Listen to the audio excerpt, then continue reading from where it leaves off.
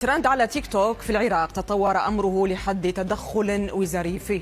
الترند سماه البعض ترند المعلم، وآخرون أطلقوا عليه ترند الميانة، وفيه يفاجئ طلبة أساتذتهم في الفصل بمناداتهم بأسمائهم من دون ألقاب. نتابع. وحدة أمير محيط أمير، بس هذا مكان هذا أمير تلعب يا الدعاء راح تصير كرومي. تمام. عيد السؤال. شنو؟ كروم.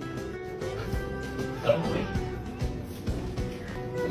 بس اقول هاي شو كرومي تدلعت لو شلون؟ تحولت من الاستاذ كريم الى كرومي لو شلون؟ اي تحولت. شو اقول لك ما عليك؟ تعال يا أوي.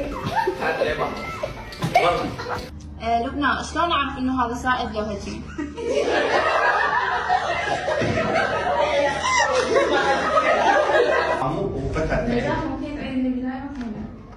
شنو؟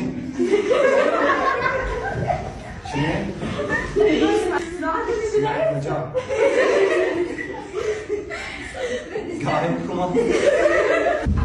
ما فهمني يعني شلون اعرف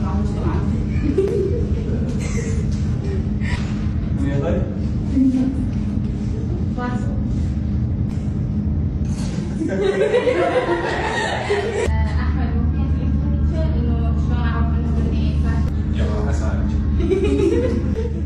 والله بكل يعني طالب اسهل استاذ.